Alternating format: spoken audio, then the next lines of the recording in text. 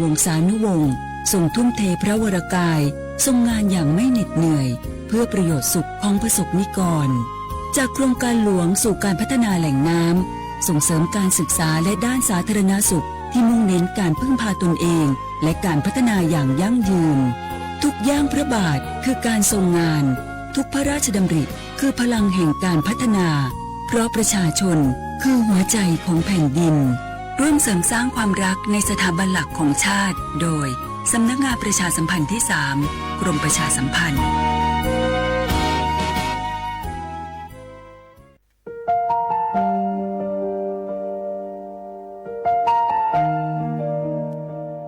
ขอน้อมเกล้าถวายอาลัยสมเด็จพระพันปีหลวงพระแม่แห่งแผ่นดินผู้ทรงเมตตาเหนือเกล้าขอพระองค์เสด็จสู่สวรรคาลัยข้าพระพุทธเจ้าข้าราชการและเจ้าหน้าที่สถานีวิทยุกระจายเสียงแห่งประเทศไทยจังหวัดเชียงใหม่กรมประชาสัมพันธ์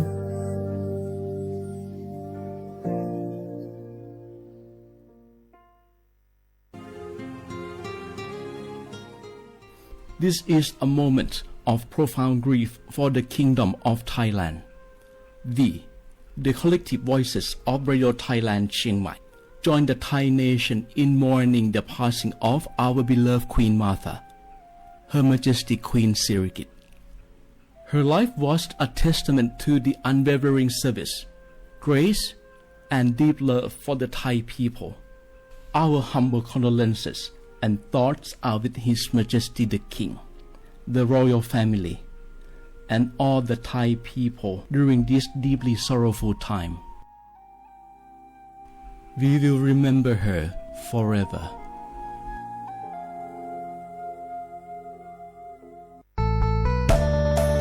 สถานีวิทยุกระจายเสียงแห่งประเทศไทยจังหวัดเชียงใหม่กรมประชาสัมพันธ์ประกาศรับสมัครบุคคลเป็นลูกจ้างเหมาบริการตำแหน่งพนักงานกระจายเสียงภาษาเมียนจำนวน1 อัตราเพื่อเป็นตัวแทนนำข่าวสารร่วมพัฒนาคุณภาพชีวิตชาวเมียนและเผยแพร่วัฒนธรรมท้องถิ่นให้เป็นที่รู้จักผู้สนใจยื่นใบสมัครด้วยตนเองได้ที่งานธุรการสถานีวิทยุกระจายเสียงแห่งประเทศไทยจังหวัดเชียงใหม่ตำบลช้างคลานอำเภอเมืองจังหวัดเชียงใหม่ตั้งแต่บัดนี้เป็นต้นไปจนถึงวันที่31 พฤษภาคม 2569 สอบถามข้อมูลเพิ่มเติมได้ที่ 053-276-068 ในวันและเวลาราชการมังเลี้ยวเอาเก่งเศร้าก็โอ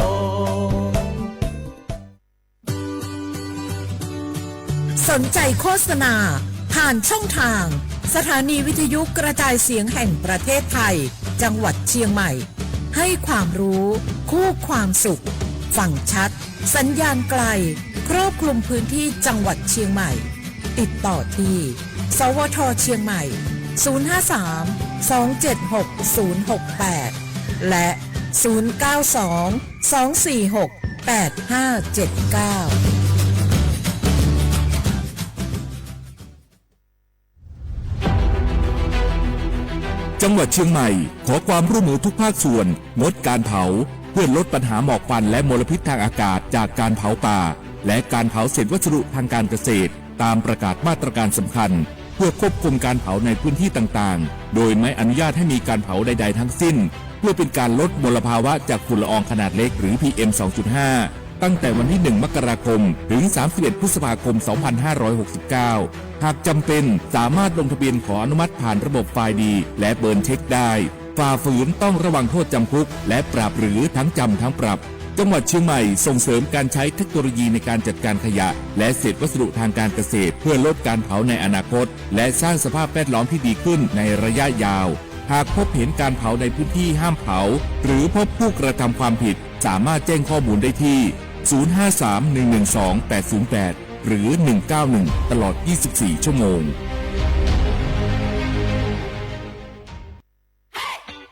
พี่ยังไงดีเจ้าแม่น้องกำลังเข้าสู่ช่วงสูงวัยน่าจะดูแลเปิ้ลยังไงดีเจ้า หูก็ผู้สูงวัยเปิ้นไม่ได้เท่าเหมือนกันหมดเนอะกลุ่มที่สังคมเนี่ยว่าเปิ้นแก่แต่ใจวัยรุ่น ต้องจวนกันออกกำลังกายทำกิจกรรม เวลาปะหมู่ปลาฝูงมาใดเป็นกระตุ้นคึกคักกันกุเตีย อันนี้แม่น้องเลยนะ วันออกไปขายเห็ดลมพิกาดแล้ววันนี้นะเพื่อนก็มีนัดไปที่โรงเรียนผู้สูงอายุแหมซอบอกซอบใจขนาด กลุ่มติดบ้านก็เป็นกลุ่มที่บ่ออกไปไหนต้องแต่งบ้านให้ปลอดภัยเอวบ่ข้องบ่เต้านั่นไปพอไปกอย ดูแลเรื่องกับข้าวกับปลาจะได้หมั่งง่อมมาเงานะ ส่วนกลุ่มสุดท้ายกลุ่มติดเตียงก็ต้องพอต้องกอยบ่หื้อลำหูลำตาตึงพลิกตัวทำความสะอาด ดูแลอาหารยุกยาและต้องใส่ใจเรื่องของความรู้สึกบ่หื้อเปิ่นรู้สึกว่าโดดเดี่ยว ฟังจะอี้ค่อยสบายใจเลยเจ้าขอบคุณน้ำแน่เจ้าพี่เดี๋ยวน้องจะปิดไปดูแลแม่ก่อนนะเจ้า ว่าจะไปเลือนปามแม่ไปตรวจสุขภาพประจำปีตัวเมื่อ เจ้า ดูแลผู้สูงอายุถูกวิธีผู้สูงวัยก็ยิ้มได้ ลูกหลานก็สบายใจด้วยความปรารถนาดีจากสำนักงานประชาสัมพันธ์ที่ 3 กรมประชาสัมพันธ์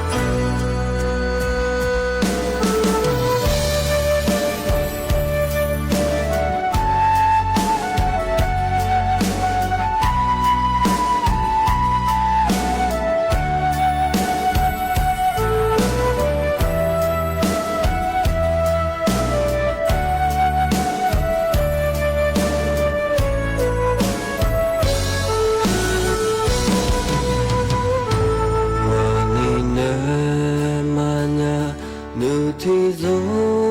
เลียลีกูเทที่เธอหนูเบตามานินเนคือเลี้ยงว่านิมมิเทเธอเธอว่านิมาคูว่านูเบคือเลี้ยงว่ามาไม่เลี้ยงให้นิมาชะลาว่าแต่หนูที่โซมีลีวอว่าจะคว้านูมาเตะเพื่อมาดามานูซื่อๆคือว่าแต่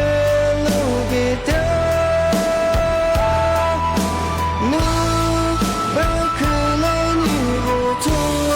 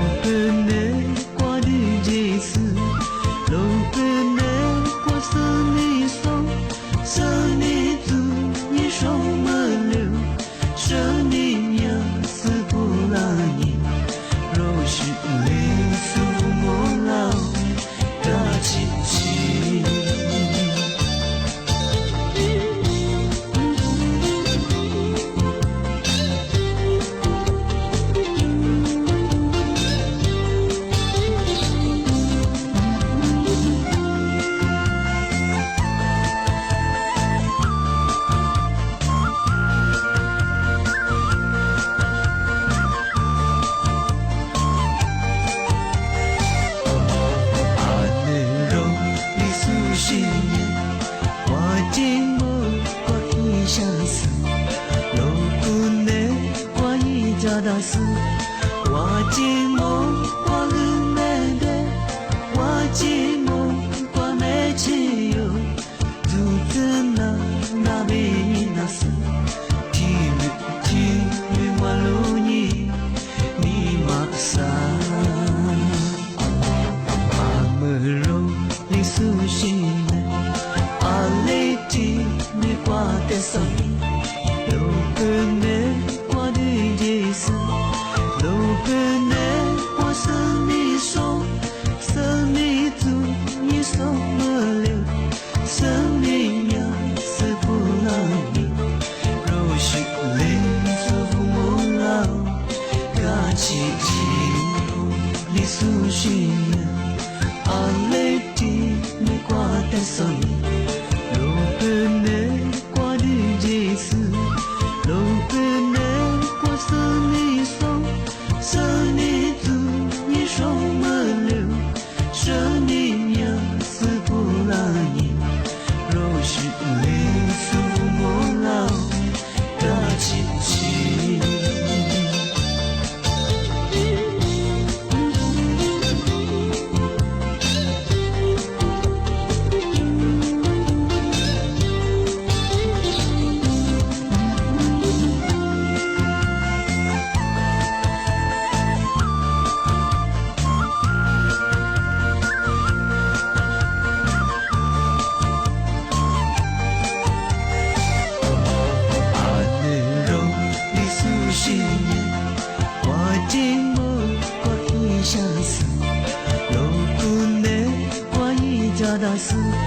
我寂寞，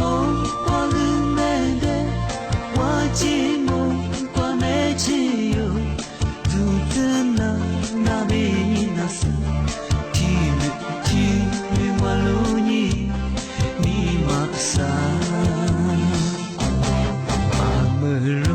里苏西呢，阿雷提米瓜德萨米，路边我的夜色。路边我是你手，是你足，你手么流，生命呀是不让你，若是灵是不梦老，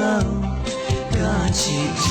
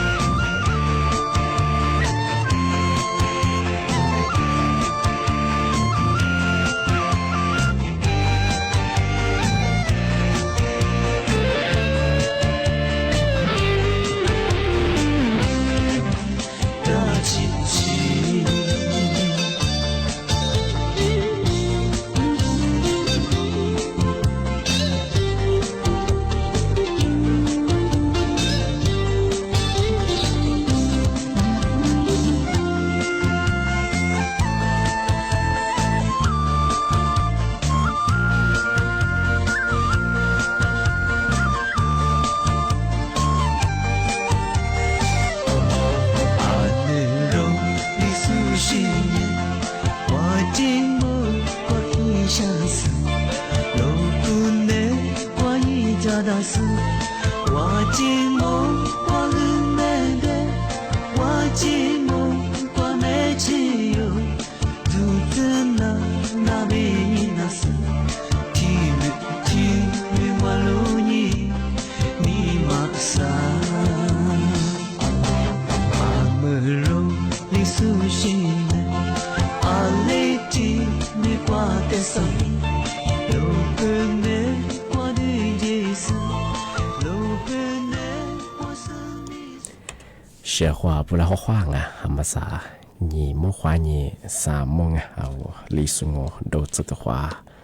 ไปละหกเอาลิสุงปากกากูงอ่ะดูกูไปทาจิ้มหมายว่าดาสถานีวิทยุกระจายเสียงแห่งประเทศไทยจังหวัดเชียงใหม่ว่าโดยอย่างอ่ะ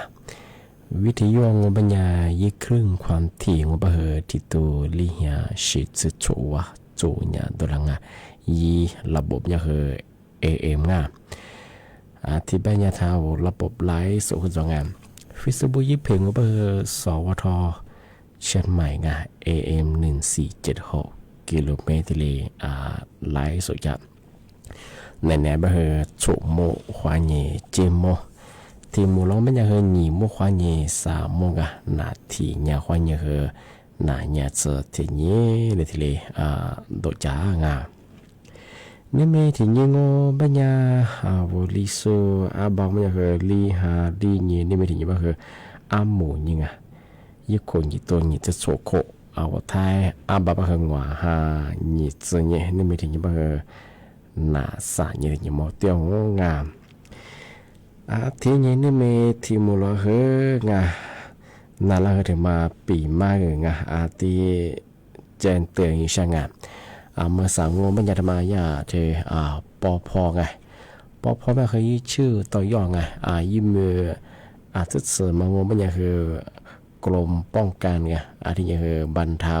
สาธารณภัยบ้างไงทำไมยาปอพอไม่ใช่ไงยาปอพอแจ้งเตือนมางบัญญัติไงชื่อชื่อจังหวัดไงท่านมีคนดังมาเฮจามโมฟาตาบรอง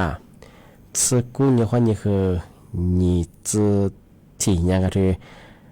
你没话你我生来吃我生来我也生我他们和มีฮิโรฮาเยอะเมื่อฮาเลียบริษัทที่เป็นยังมาเฮฝาลาจามโมชขวางดาวโซพัตตาดับว่าจาสุงโงเป็นยังโชจังหวัดบางอย่างแจ้งตัวพลังจังหวัดระนองอันนี้จังหวัดพังงาภูเก็ตกระบี่อันนี้จังหวัดตราดอันนี้จังหวัดสตูลปีข้าววัวชข้าววัวตัววัวไม่ได้โซ่เราจะว่าวัวที่เลยยิ่งดูพอดีมันจะว่ามาจำมงวัวตัววัวจะสูงไม่ยังเธอนั่นที่เลยยิ่งครึ่งขึ้นยาสูงยังกับเบี้ยก็สูงหลงว่าควาจะสูงก่อนนั้นที่เราถ่ายจีว่ายิ่งครึ่งทะเลไปยิ่งมัวจะไปหนีไม่ควาหนีสามเมแต่ก็ต้องมาลีเมตรเปเชียลอันนี้อาจจะมาที่เล็กเกินหน้าปรุงที่ถ้าว่าพันเหนือตะปวงมันยังพันเหนือไปมาจามงปีความมือคือพันเลี้ยงไปว่าอยู่บ้าควาหนีมาลีบ้าว่าซาสเรียลามาลาปัจจิกวยมังอาทิตย์เดียวอันยังคุยเคยมีเจสุฝาล่าชของงานนี่มันคือจับอยู่ข้อมือคือผลิตว่าตีสองตีสามตีสี่งานว่าคือยังมือจะเจอว่ามือคือผลิตว่ามามีโอกาสว่ามีความเสียไปถึงงานเพราะว่าจับมือคือผลิตว่าอันจะจำงาน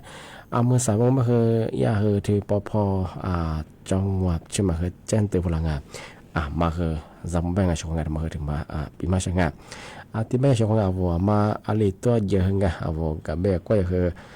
วิข่าวยุดดูไงทำไมที่ติดตายได้เหมือนฮันเลียมาวิหิเยอะงานที่ตัวเยอะเหมือนฮันเลีย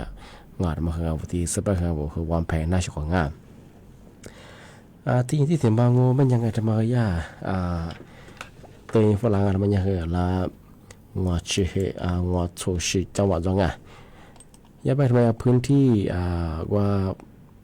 ขึ้นในเชียงมีความเสียมังที่ยังนออยู่บอกให้ยีอาจจะเสียละมางอแล้วไปฉีกว่าอย่ามาที่ยัง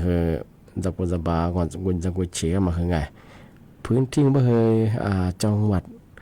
อุตรดิตถ์ไงชาวไงที่ยังเชียงรายที่ยังจังหวัดตากงอจังหวัดน่านที่ยังจังหวัดพิษณุโลกพิชรบูรณ์นี่กาญจนบุรีนี่จันทบุรีบ้างจังหวัดตรังระนองพังงากระบี่สุราษฎร์ธานีภูเก็ตมา你知你话你和你知你ยังแต่ว่าที่คุณยังมาว่าพื้นที่ธรรมราชจะส่งไปอาทิตย์ฝาละจำมงปีว่าเนี่ยที่กว่ากุลาอาจจะที่ว่าจงไปซื้อที่กว่าเนี่ยมาแต่จะเกิดร่าง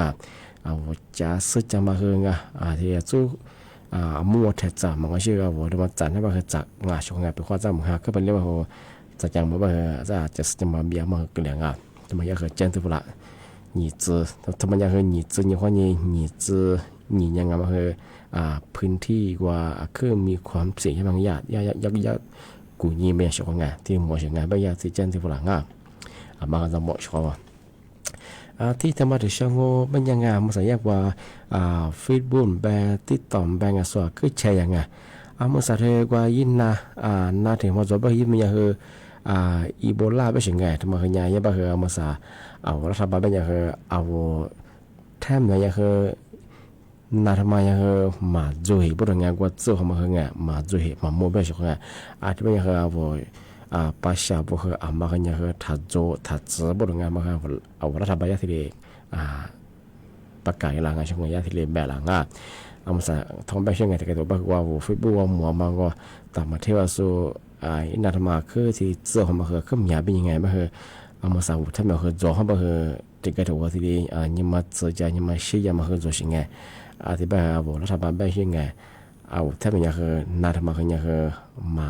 เนื้อสู้คือมาโจเหตุไม่ใช่ไงนาทำไมที่แบบมาคือถัดโจไม่ใช่ไงยึดข่าวยึดดูคืออารมณ์ตัวนี้คือเนี่ยมาเงาไม่เอามาเสื้อเนี่ยว่าสุดท้ายนี่ก็มาสุดท้ายใช้ยังมาถ่ายยิงเจ้าสมมติเสื้อสุดท้ายใช้ไปสุดท้ายตัวเนี่ยโอ้ยเนี่ยว่าจะจ้วงอ่อนนาทำไมถ้ามันดูเราดูเป็นไงสักว่าคุยนะชิคกี้พายแบบนี้เป็นไงโจจ่าสูงอ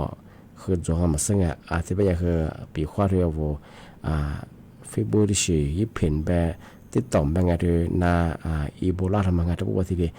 มาพัชเชยเป็นยังคือถ้าใช้ต่อเองทำไมยังคือยี่ข้อมูลยี่ปองแบบมันน่าหลัดสุบก็คือว่าแท่งก็คือว่าผู้ไม่หวั่นดีคือตัวเช่นไงแล้วมาโคสูว่าสูสถานการณ์ยี่สูตัวเช่นไงยี่ข่าวยี่ดูยี่ปอคือมังเบเกอร์มาส่วนน่าทำมาคือนอสุเมียจ่วยนี่แท่งยังคือจ่วยเป็นยี่ที่ลีมังเบสูชาสูตัวเช่นไงแล้วชีริเจ้ามังที่เป็นคือโทรศัพท์กันเนี่ยส่วนนี้ส่วนคือปีกว่านุฟิบกันเนี่ยเป็นคือลิชิมวงเป็นคือยี่โมดูกตาเนี่ยมันคือจู่ใจเนี่ยกับกูเนี่ยกับเชี่ยเนี่ยยี่ข้อมูลศึกษาเยอะลิมังเป็นคือถ่ายเชี่ยเฉพาะจากนั้นไปเชี่ยว่าคือว่าส่วนมาสู้สุดว่าดูจากเขาจู่มันคือสุดเลยชีริเจ้าที่ว่าเนี่ยคืออาชีพมาพาเชี่ยคือมาเนี่ยคือยี่ข้อมูลยี่ปองเป็นคือถ่ายยี่เกิดถ่ายเชี่ยเฉพาะอะไรมายี่ปองอยู่จบก็คือที่เดียยี่เกิดว่ายี่ข่าวยี่ปองมาสับมาซื้อถ่ายยี่ปีคนมันน่าจะเป็นนนยี่ทั่วสุดสายยี่ว่าตัวเขาก็ตัวยี่ทำไมข้อมูลมาคืออะไรสักสิ่งมันที่ยี่ข้อมูลคืออะไรขวัญแต่ละมาคือคือที่ตัวยี่เฉยๆว่าจบมาตัวยี่กว่ายี่นับปัวตัวที่ก็คือสุดเชี่ยมาที่ยี่มาคืออันตรายเยอะเฉยๆที่ถึงบางงเป็นยังเคยสถานงานตำรวจคือถึงมาแจ้งตัวพลังแต่ว่าก็ละคืองอเขาเนี่ยอะไรทิ้งอยู่ความซึ่งว่าอันนี้เขาประกาศอย่างเดียวว่าบัญชีม้าปุ๋ยมันมันถ้าปุ๋ยไปยังไงมันบัญชีม้าปุ๋ยมันคือเนี่ยหรือยังคือกฎหมายได้ช่วยยังไงที่ก็รู้ว่าคือมาตัวสู้มาสู้ยังไงบอกว่าเป็นยังบัญชีเปิดก็อย่าปั๊มมาช่วยว่าเป็นยังไงถ้าดูจากชาวงานมันคือช่วยยังไงมาใส่ยาที่สถานงานตำรวจเป็นคือภาษาคือกลุ่มมิจฉาชีพก็คือจะเนี่ยโทรสุ่มแบบมีสุดแล้วคือที่เลยโทรฝรั่งยี่บัญชีเปิดจะมางโนผู้บัญจุก็คือบัญชีเปิดบัตรเปิดสินค้าที่สุภาพที่อยู่เกี่ยวกับยังผู้บัญกุมยาที่นั่นเกี่ยวกับไงที่มาคือตัวเชิงมาใส่ตัวยาก็ใช่ยังมาคือสามโมงช่วงปีขวาในระบบบัตรเสกบัญชีธนาคารญี่ปุ่นเป็นยังไงนุ่มมีข้อยังไงนุ่มเปิดก็มาคือว่ายี่เล่นมาคือยี่ละส่วนพลังที่ยี่ละหาจริงช่วงที่บัญชีมาจะหนีตัวแบบที่ตัวหัวให้แบบคือที่กูยินดีว่าบัญชีปุ่ยยังมาตัวช่วงแต่มาส่วนบัญชีมาเป็นไงมาคือกลมมาในช่วงผิดกฎหมายยังไงมาคือถ่ายยังไงเพราะว่าเนี่ยเกิดมาจุดแรกช่วงจันทร์พันยามมาเลยว่าผสมเลยว่าคือคุบว่าคือหนีกูข้อนี้ซักโคสุดเป็นไงเพราะว่าโคจะมาคือหนีมือบอกว่าเนี่ยคือซาเชียสโคจะไงถ่ายเยี่ยช่วงที่เนี่ยเขาบอกว่าคือมาฆ่ากันแหละนบัญชีมาสุดแต่ยังกว่าสุดว่าว่าแกนคอร์เซนเตอร์แกนไม่ใช่ชื่อละตัวยืมฝุ่นต่อสิ่งไงว่าคือผู้บ่าวความมาทันบัญชีโอเกอร์สิ่งไงถ้าส่วนตอนพันยามเรื่องบัญญัติบัญชีที่มาไม่มีก็คือแต่สุดท้ายแบบนื้อมือก็คือแน่ชัวร์สิ่งไงนู้ช่วงแต่คนยังมาคือรับจ้างเปิดบัญชีไม่มาคือกลุ่มมาได้ช่วงเพี พี่ก็มาย่างมาคือไทยชกไงว่าบัญชีมาได้มั้งยี่สิบโทรศัพท์งานทำมาคือก็เราก็ขึ้นยาปากอย่างยี่สิบ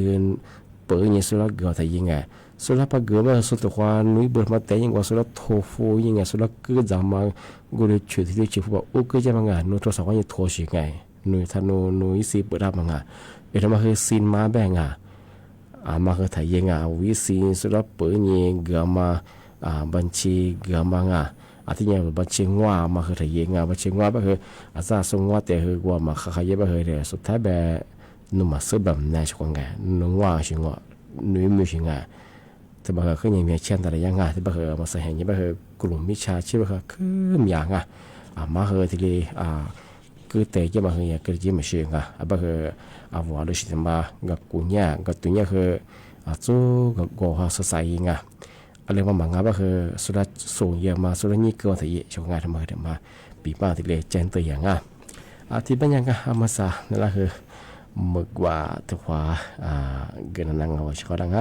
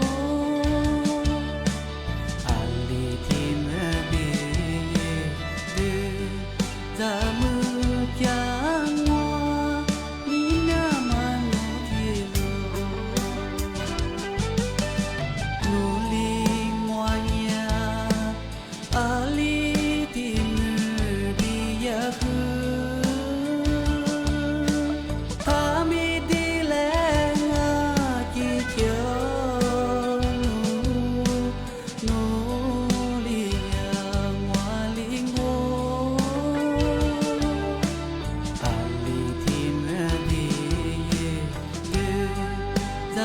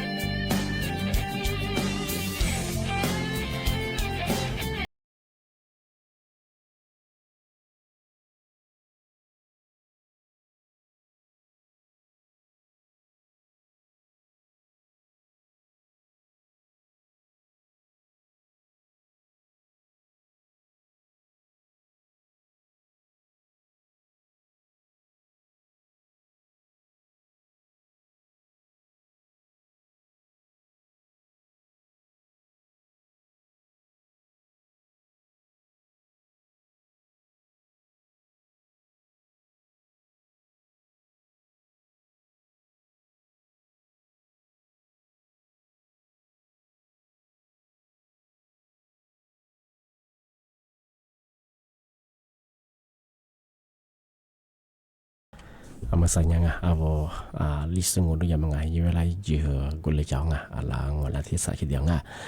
tiếng thì mà chen từ cho ngày mà nhà sẽ nghe tầm độ hơn mà bé phụ lạ sau đó mà ra một bị khoaนั่นแหละว่าตอนนู้นประชุมเสือหวังเงี้ยวิดีโอคอลพายเราเป็นยังไงมาคือทันรับสายทัดชิบลงทำไมเนี่ยคือกลุ่มมิชาชิงเอาเวลาคือเราเฉยๆวันนี้ตอนนู้นแบบนี้นั่นแหละว่าวิดีโอคอลอีเจเฉยๆนั่นเนี่ยว่ากลุ่มมาแล้วสุดมาคดียาเสพติดหรือว่าคดีกุมมาจะมาจบเป็นยังว่าที่โทรพลังยี่วิดีโอคอยจะบางอะไรแบบเฮียยี่จ่อเป็นยี่ผู้บ่าวว่าจะมามีมีจะที่รีบว่าช่วยเราลงมาคือจะมองจะมาเจนตัวช่างอะไรแบบน่าจะเวลาพอจิตจะแบบตันหนุ่ยโซ่สักสิ่งโซ่ที่มาเยี่ยมสิ่งวันนี้โทรศัพท์ว่าโทรพลังยี่ว่าพิมพ์ยาหมูมางวิดีโอคอยมาคือที่ชิมาโจบุรุษโซ่ตันหนุ่ยสักสิ่งอาจารย์ตอนนั้นที่ชื่อเขาเนี่ยพยายามไปคืออาเลียเนี่ยคือสร้างงานมันคือตอนนั้นมางานเป็นยังไงทำไมกลุ่มมิชาชีไงตอนนั้นยุบปองทำไมถึงมาแจ้งเตือนช่างมาคือผู้บ่าวพากุ้งชิบะคือไงถ้ารับใส่เขาจะเชื่อไงทำไมถึงมาถึงแจ้งเตือนอย่างที่บ้านก็ไม่ยังซาเนี่ยยังสมมุติว่าเนี่ยคือเจ้ามัวข้อมูลหลักกว่าในแมวรายการลิสงประกาศกุบัตรจิ้มหมายสถานีวิทยุสวทชาวบ้านคือดาวมาคือเนี่ยว่าคือสมมุติว่าเนี่ยจิ้มมันถึงขวดโดที่มุนแล้วบ้างหนีมุขวานี่คือ3 โมงนาทีเนี่ยขวานี่หนาเนี่ยสถิตินี่ตัวใหญ่ของอันนี้แบบว่าชกระปีมาคือเทเลจองงานนี่ไม่ได้ยังไงว่าชกระวิทยุน่าจะสู้ไลฟ์สวัสดีสุดคือโมว่าชกระข้อความสวัสดีครับ